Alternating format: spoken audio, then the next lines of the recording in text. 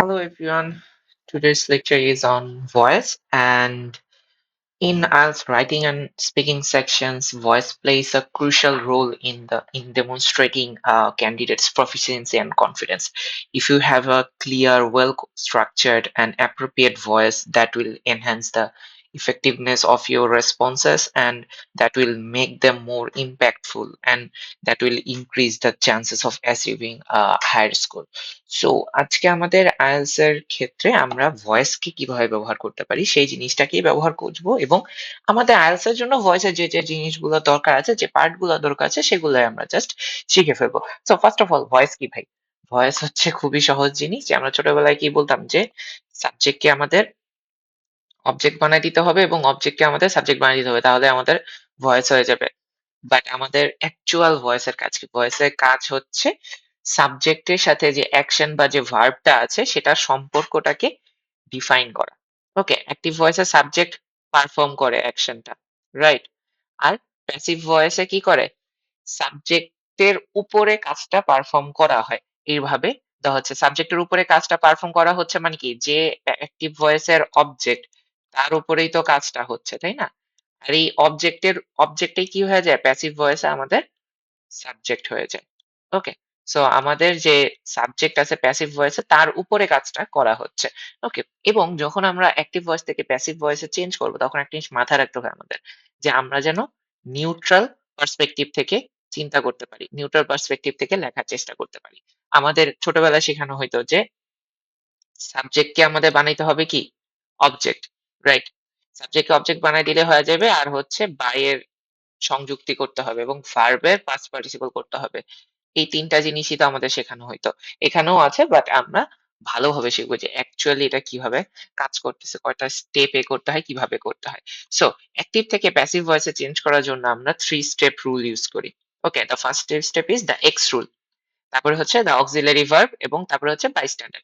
So X rule কি? X rule হচ্ছে আপনার যে অবজেক্ট আছে সেটা প্যাসিভ ভয়েসের সাবজেক্ট হয়ে যাবে। প্যাসিভ ভয়েসের অবজেক্ট অ্যাক্টিভ ভয়েসের অবজেক্টকে আপনার প্যাসিভ ভয়েসের সাবজেক্ট বানাতে হবে। অক্সিলারি ভার্ব কোনগুলা? এই যে am, is, are, was, were, be, being, আর হচ্ছে will. ওকে? সো এগুলো হচ্ছে কি আমাদের অক্সিলারি ভার্ব। আর এরপরে প্রত্যেকটা ভয়েসের মধ্যে প্যাসিভ ভয়েস মানে কি আমাদের একটা বাই থাকে, যে কার দ্বারা আমরা বাংলায় যে এটাকে ব্যবহার করতাম, রাইট? দ্বারা, দ্বারা দিয়ে কর্তৃক। সো এই জিনিসটা আমরা কি দিয়ে প্রকাশ করি? বাই দিয়ে প্রকাশ করে থাকি। এখন দা এক্স রুল মানে কি? এক্স রুল বলতে বোঝায় সিম্পল ভাবে আপনার active ভয়েসে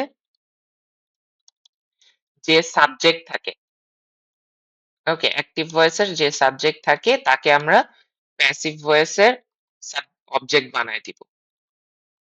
okay? As simple as that. যে আমার অ্যাক্টিভ ভয়েসের সাবজেক্ট, সে প্যাসিভ ভয়েসের অবজেক্ট হয়ে যাবে। প্যাসিভ ভয়েসের যে অবজেক্ট, সে অ্যাক্টিভ ভয়েসের সাবজেক্ট হয়ে যাবে। That's it. এর বাইরে আর কোন কিছুই না। আপনাকে তাহলে কি করতে হবে? সাবজেক্টটাকে অবজেক্ট বানায় দিতে হবে ২ ক্ষেত্রেই। অ্যাক্টিভ ভয়েসের যে সাবজেক্ট, সে হয়ে যাবে প্যাসিভ ভয়েসের অবজেক্ট। আবার প্যাসিভ ভয়েসের যে অবজেক্ট, সে হয়ে যাবে অ্যাক্টিভ ভয়েসের সাবজেক্ট। এইজন্য এটাকে বলা হয় এক্স রুল। এইভাবে দেখেন। এখানে সাবজেক্ট, এখানে অবজেক্ট। এইটা হয়ে যাবে সাবজেক্ট, এইটা হয়ে যাবে অবজেক্ট। ওকে? সো এই জিনিসটা আপনাকে মাথায় রাখতে হবে, যে এই যে এটা হচ্ছে আমাদের the X rule. Okay? So স্ট্রাকচারটা কি তাহলে? তাহলে আমাদের অ্যাক্টিভ ভয়েসে যে সাবজেক্ট থাকে, তারপরে ভার্ব, তারপরে অবজেক্ট থাকে, রাইট? প্যাসিভ ভয়েসে যখন যাবে তখন এই যে অবজেক্টটা আছে, সে অবজেক্টটাকে আগে বসাবো। মানে কি? প্যাসিভ ভয়েসে সে সাবজেক্ট হিসেবে কাজ করবে। এরপরে একটা অক্সিলারি ভার্ব বসবে টেন্স অনুযায়ী। টেন্স অনুযায়ী আমাদের অক্সিলারি ভার্ব বসবে। তারপরে কি বসবে? ভার্বের পাস্ট পার্টিসিপল ফর্ম বসবে। এরপরে আমাদের বাই বসবে। এরপরে হচ্ছে আমাদের সাবজেক্ট, বা যেটাকে আমরা কি বলতাম? অ্যাক্টিভ ভয়েসে যে সাবজেক্ট ছিল, সে প্যাসিভ ভয়েসে এখন অবজেক্টের জায়গায় বসতেছে। ওকে? সো এক্সাম্পল যদি দেখি, "She wrote a letter." So object কি? a letter, সাবজেক্ট হচ্ছে she, ভার্ব হচ্ছে wrote. সো অবজেক্টটা কি হয়ে যাবে এখন? প্যাসিভ ভয়েসের সাবজেক্টের জায়গায় বসবে। a letter. ভার্ব অনুযায়ী অক্সিলারি ভার্ব, যেহেতু এটা পাস্ট, রোট পাস্ট টেন্সে ছিল, তাই এখানে অক্সিলারি ভার্ব বসছে কি? ওয়াজ।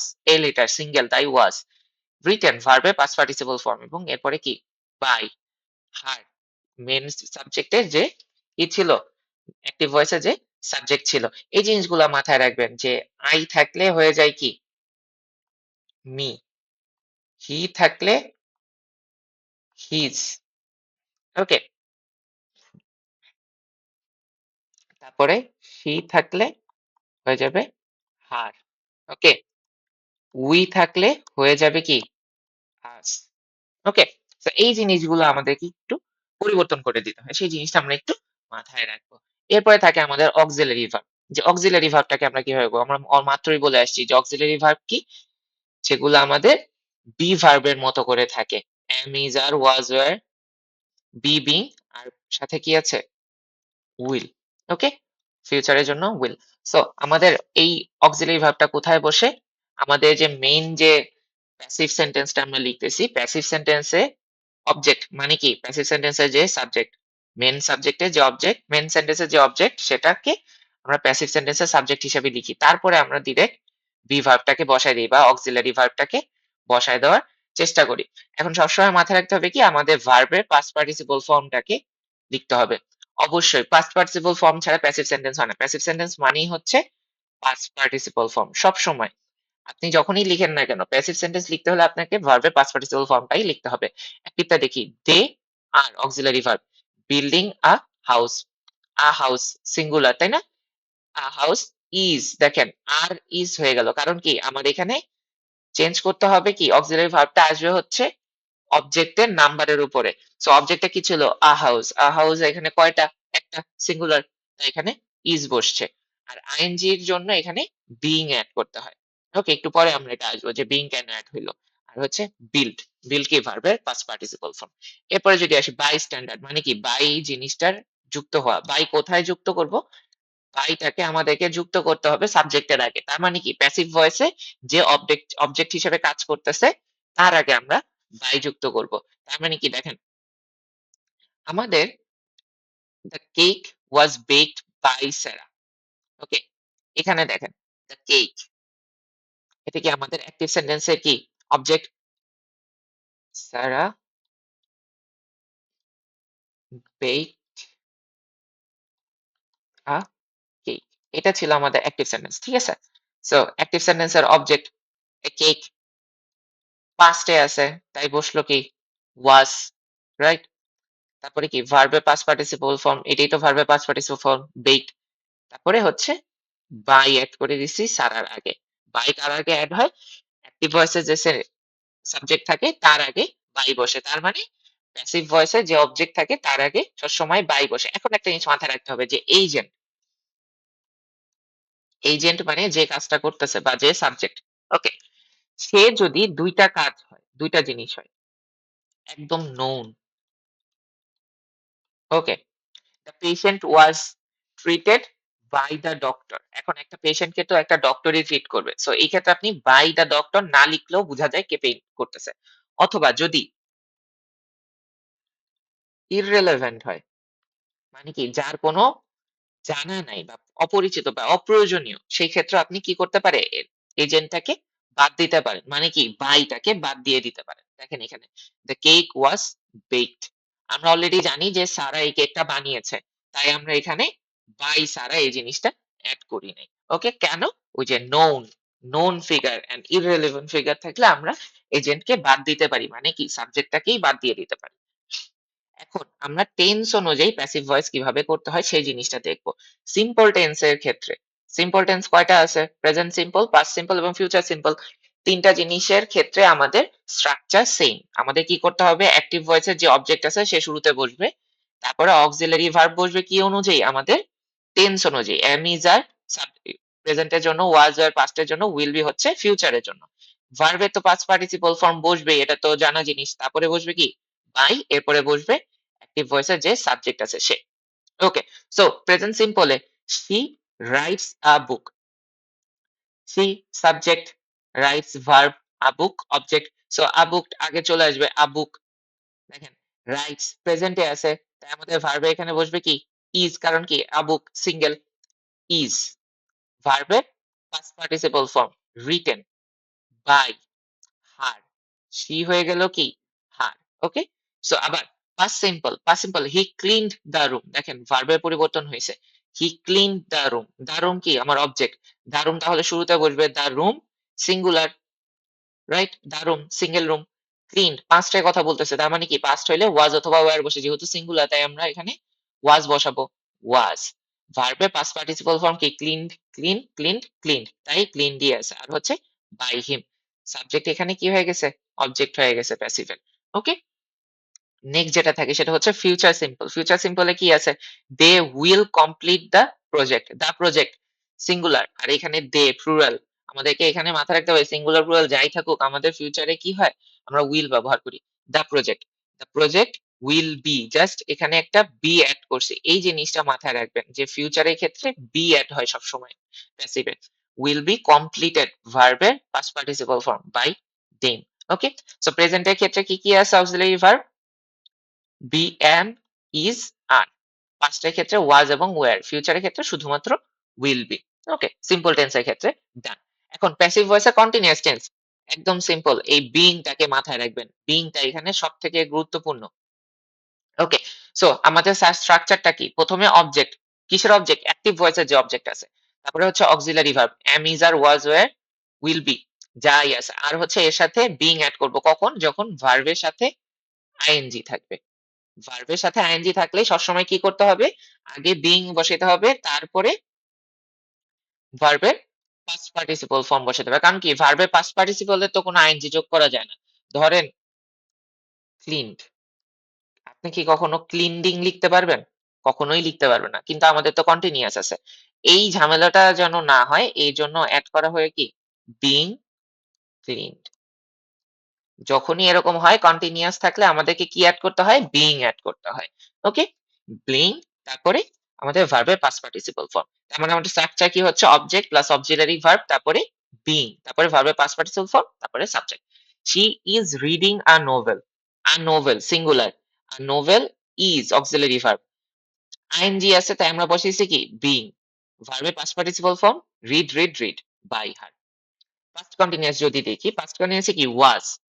দ্য ওয়াল, দ্য ওয়াল পাস্টের ব্যাপার এবং সিঙ্গুলার ওয়াজ। আইএনজি এর পেইন্টিং এর আইএনজি এর জন্য বিইং বসছে। পেইন্টের পাস্ট পার্টিসিপল ফর্ম হচ্ছে painted by him. Okay? Clear. আর ফিউচারের ক্ষেত্রে they will be delivering the package.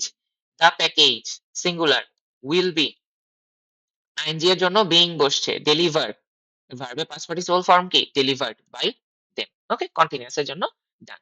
এরপরে আসা হচ্ছে আমাদের পারফেক্ট টেন্স। যে পারফেক্ট টেন্স এর জন্য আমরা কিভাবে চেঞ্জ করব? এই ক্ষেত্রে কিছুই না জাস্ট হ্যাভ হ্যাজ, হ্যাড এবং উইল হ্যাভ এই ২ টা জিনিস। হ্যাভ হ্যাজ কি? আমাদের প্রেজেন্ট এর জন্য। হ্যাড হচ্ছে পাস্ট এর জন্য, উইল হ্যাভ হচ্ছে আমাদের ফিউচার এর জন্য। So object plus auxiliary verb plus been. একটা জিনিস মাথায় রাখবেন পারফেক্ট টেন্স মানে এখানে একটা কি যোগ হবে? একটা বিন যোগ হবে। কার আগে? ভার্বের আগে। ওকে? সবসময় ভার্বের আগে একটা বিং এড হবে এবং তারপরে by plus subject. So she has finished the assignment. এই যে হ্যাজ ফিনিশড তার মানে কি প্রেজেন্ট পারফেক্টে আছে। The assignment singular.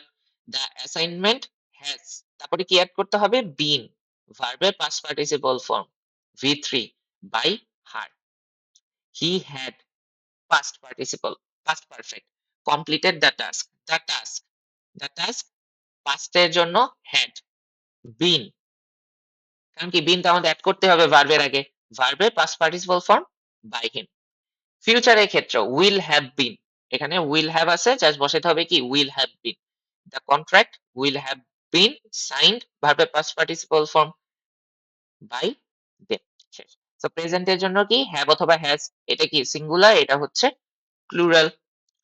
সবার জন্যই হ্যাড এবং সবার জন্যই will have. Okay? Clear. So এখন আমরা যদি টেন্স এর ব্যাপারটা দেখি প্রেজেন্ট সিম্পল এর জন্য কি করতে হয়?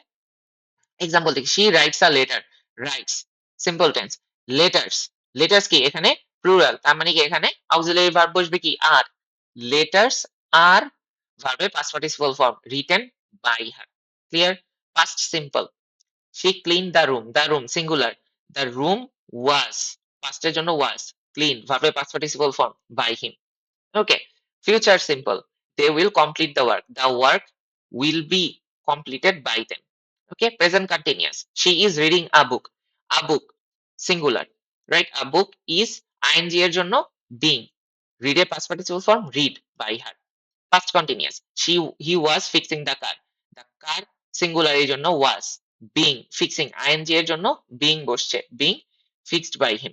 Okay, future continuous. They will be eating ramen. Ramen will be ing এর জন্য being eaten by him verb এর past participle form. Present perfect. They have solved the problem. Have solved. Past present perfect এ বসছে। The problem singular. The problem has কি বলছে past সবসময় perfect এর জন্য একটা বিন বসবে ভার্বের আগে। হ্যাজ বিন সলভ ভার্বের past participle form by them. Past perfect she had written the report. The report singular had been written by her. Future perfect they will have the package send the package. The package will have been sent by them. দেখেন এখানে আমরা এজেন্টটাকে কি করছি withdraw রাখছি। এখানে কি বসবে by them. যেটা আমরা জানি যে এজেন্টটা বসবে সেটাকে আপনি চাইলেই ইগনোর করতে পারেন। সো বেসিক্যালি এগুলাই ছিল হচ্ছে আমাদের প্যাসিভ ভয়েস এর জন্য। ভয়েস সাধারণত আমরা IELTS এর ক্ষেত্রে কেন ব্যবহার করি? আমরা ব্যবহার করি ভ্যারিয়েশন আনার জন্য। ওকে? আমাদের সেন্টেন্স এর মধ্যে ভ্যারিয়েশন আনলে আমাদের স্কোর ভালো আসে। আমাদের গ্রামেটিক্যাল রেঞ্জ অ্যান্ড অ্যাকুরেসি নামে একটা ক্রাইটেরিয়া আছে যেখানে আমাদের সেন্টেন্সের ভ্যারিয়েশন আনতে হয়। এবং সেই ক্ষেত্রে আমরা ভয়েসকে ব্যবহার করি স্পেসিফিক্যালি প্যাসিভ ভয়েস। সো এইজন্য হচ্ছে আমরা অ্যাক্টিভ ভয়েস এবং প্যাসিভ ভয়েসকে শিখে রাখি। জাস্ট প্যাসিভ ভয়েসটা আপনি প্রপারলি লিখতে পারলেই হয়ে যাবে। হ্যাঁ, এখানে আরো কিছু রুলস আছে যে আ ইম্পারেটিভ সেন্টেন্স এর ক্ষেত্রে কিভাবে আমাদের প্যাসিভ ভয়েস করতে হয়, কোয়েশ্চেন এর ক্ষেত্রে আমাদের কিভাবে ইন্টারোগেটিভ সেন্টেন্স এর ক্ষেত্রে কিভাবে প্যাসিভ ভয়েস করতে হয়। ওই জিনিসগুলা কিন্তু আমরা স্বাভাবিকভাবে সাধারণ ডেইলি লাইফে কিন্তু আমরা প্যাসিভ ভয়েসে প্রকাশ করি না। আপনার IELTS রাইটিং বা স্পিকিং এর ক্ষেত্রেও কিন্তু আপনি ইন্টারোগেটিভ সেন্টেন্স কে কখনোই প্যাসিভ দিয়ে করবেন না বা আপনি ইম্পারেটিভ সেন্টেন্স কে প্যাসিভ সেন্টেন্স এ লিখবেন না। এজন্য আমরা এখানে এই জিনিসগুলো ইনকর্পোরেট করি নাই। আমরা শুধুমাত্র সেই জিনিসগুলাই শিখবো যে জিনিসগুলো আমরা প্র্যাকটিক্যাল লাইফে ব্যবহার করব রাইটিং এবং স্পিকিং এর ক্ষেত্রে। তাহলেই আমাদের হয়ে যাবে। সো আই হোপ আপনারা অ্যাক্টিভ ভয়েস এবং প্যাসিভ ভয়েস প্রপারলি বুঝতে পারছেন এবং এটাকে আপনাদের IELTS রাইটিং এবং রিডিং এর মধ্যে খুব ভালো মতো ব্যবহার করতে পারবেন and this will certainly help you to get a good score inshallah. So আজকে এই পর্যন্তই। I hope we will uh, be back again with another video. Until then, Allah Hafiz. Assalamu alaikum.